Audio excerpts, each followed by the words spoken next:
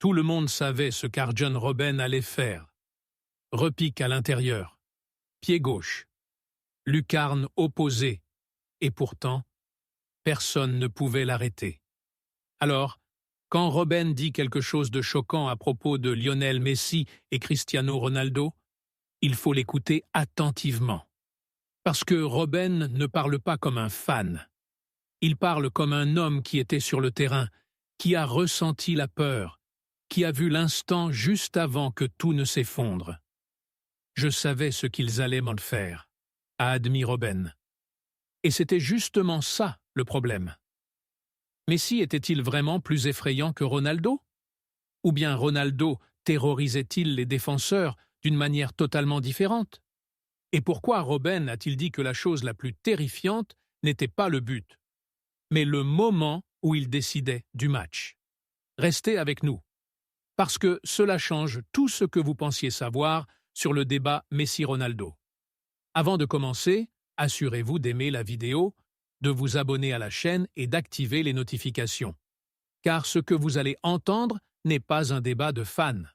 C'est une confession. Pour comprendre pourquoi les paroles d'Arjen Robben comptent, il faut se rappeler qui il était et à quel moment il les a affrontés. Robben n'était pas un défenseur recroquevillé dans un bloc bas. C'était un attaquant, un homme des grands matchs, un joueur qui décidait des finales, demi-finales de Ligue des Champions, Coupe du Monde, Euro, les plus grandes nuits du football. Entre 2009 et 2018, Robben a partagé la même époque, le même oxygène, avec Lionel Messi et Cristiano Ronaldo. Et pendant cette décennie, le football a cessé d'être normal. Messi ne se contentait pas de marquer.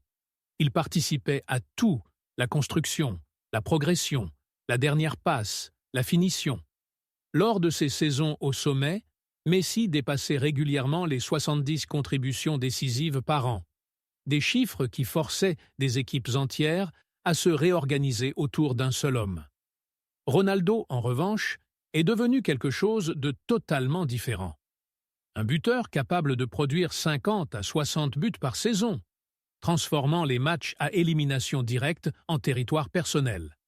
Une occasion, un saut, une frappe. Match terminé. Voici la question clé que Robben nous oblige à poser. Qu'est-ce qui est le plus difficile à défendre? Un joueur qui contrôle le rythme du match? Ou un joueur qui attend et te détruit en un seul instant? Robben a affronté les deux. Et au lieu de choisir un camp, il a choisi la peur. Car selon lui, la véritable différence entre Messi et Ronaldo n'était pas le talent. C'était la manière et le moment où il décidait de t'anéantir. Et cela nous amène au moment qui a poussé Robben à prendre la parole. Pour Arjen Robben, la différence entre Lionel Messi et Cristiano Ronaldo ne se révélait pas dans les highlights. Elle se révélait avant même que les highlights n'existent. Robben parlait souvent d'une tension étrange que l'on ressent sur le terrain, ce moment où rien ne semble aller mal, et pourtant où tout paraît instable. Face à Ronaldo, la peur était constante et visible. On savait exactement ce qui allait arriver. Un centre, un appel, un saut qui semblait injuste. Chaque défenseur était en alerte, chaque seconde, car la moindre erreur signifiait une punition. Mais face à Messi, Robben décrivait quelque chose de bien plus dérangeant. Le match semblait sous contrôle. La ligne défensive était compacte. Les chiffres paraissaient corrects. Et puis, soudain, Messi ralentissait. C'était le signal. Pas le sprint. Pas le dribble. La pause. Robben se souvenait de la réaction des équipes entières durant cette fraction de seconde. Les milieux arrêtaient de presser. Les défenseurs hésitaient. Tout le monde attendait que quelqu'un d'autre agisse. Et c'était exactement à ce moment-là que Messi décidait. Une touche, un angle, une passe ou une finition qui ne battait pas seulement un homme, elle brisait la structure. Robben a plus tard admis que cet instant le hantait davantage que n'importe quel but de Ronaldo, parce que Ronaldo punissait les erreurs. Messi les créait. Et la partie la plus effrayante? Robben disait qu'il savait que cela allait arriver. Il ne pouvait simplement pas l'empêcher. Quand Arjen Robben a finalement expliqué ce qui rendait Lionel Messi si dérangeant, ses mots étaient étonnamment calmes. « Je savais ce qu'il voulait faire », a déclaré Robben. Et c'était justement ça, le problème. Prenez une seconde pour y réfléchir. Au football, connaître l'intention de l'adversaire est censé être un avantage. Le scouting, l'analyse, les séances vidéo, les schémas. C'est ainsi que le football moderne survit. Mais Messi a inversé cette logique. Robben expliquait que Messi ne gagnait pas parce que les défenseurs ne le comprenaient pas. Il gagnait parce qu'il le comprenait trop bien. Il voyait la ligne de passe. Il voyait l'angle du dribble. Il voyait le 1-2 se dessiner. Et dans cet instant de compréhension partagée, quelque chose de dangereux se produisait. L'hésitation. Car arrêter Messi n'a jamais été une question de vitesse physique. C'était une question de choix. Choisir une option et s'y engager totalement. Et Messi punissait le doute mieux que quiconque dans l'histoire. Ronaldo, disait Robben, te poussait à la panique. Messi te poussait à réfléchir. Face à Ronaldo, les défenseurs réagissaient. Face à Messi, les défenseurs calculaient. Et le calcul coûte du temps. Une fraction de seconde.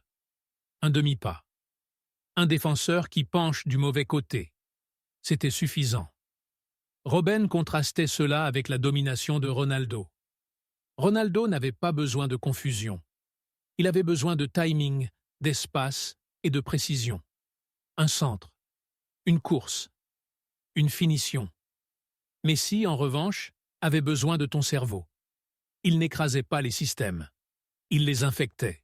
Et cela, Robben l'admettait, était bien plus terrifiant. Parce que la peur peut se gérer. Mais le doute se propage. Ce que Robben décrivait réellement n'était pas seulement une peur personnelle. C'était un problème structurel pour le football lui-même. Avant Messi et Ronaldo, les équipes défendaient des espaces. Après eux, les équipes défendaient des moments. Ronaldo a forcé le football à respecter de nouveau la surface de réparation. Les centres sont redevenus des armes.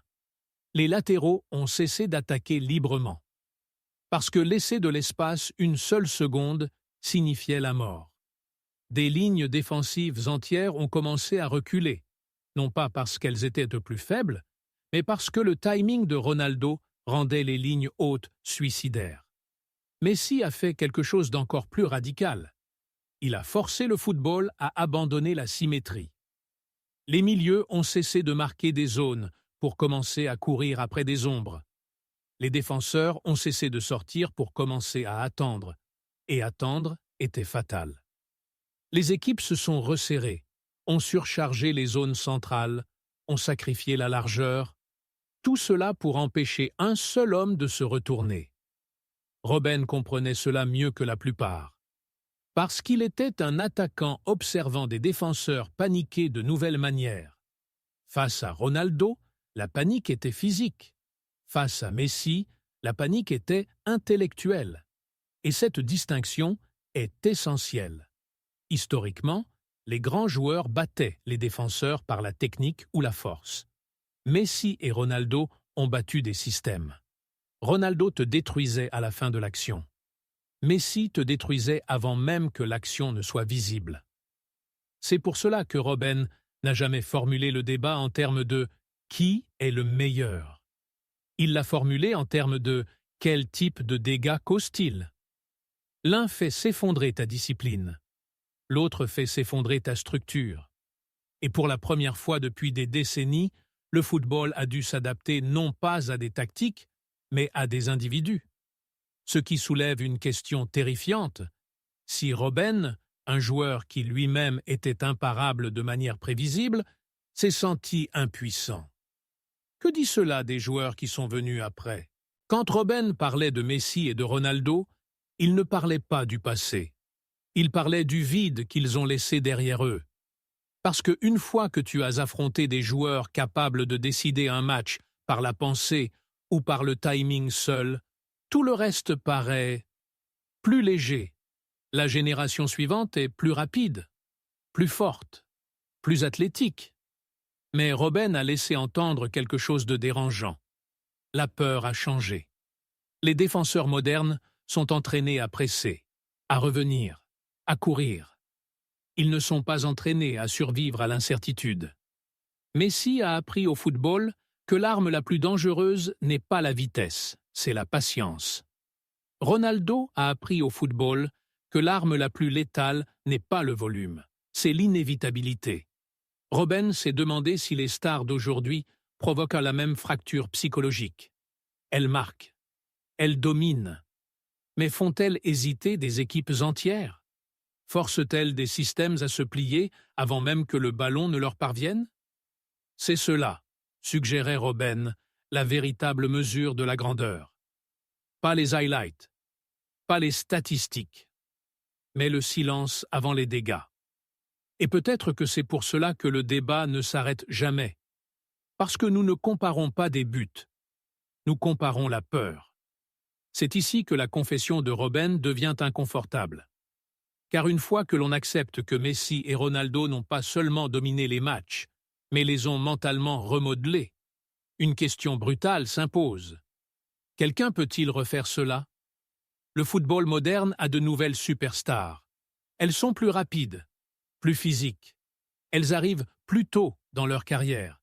Mais Robben a subtilement suggéré que quelque chose manquait. Les stars d'aujourd'hui sont préparées pour les systèmes.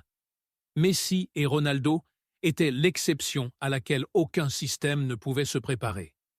Prenez Kylian Mbappé. Les défenseurs craignent sa vitesse, mais la vitesse déclenche une réaction. Tu recules. Tu couvres l'espace. Tu survis. Prenez Erling Haaland. Les défenseurs craignent sa puissance, mais la puissance a des règles. Tu doubles le marquage. Tu bloques les centres. Tu t'adaptes. Messi ne déclenchait pas une réaction. Il déclenchait une hésitation. Ronaldo ne forçait pas un ajustement. Il forçait une acceptation. L'acceptation qu'une seule occasion puisse suffire.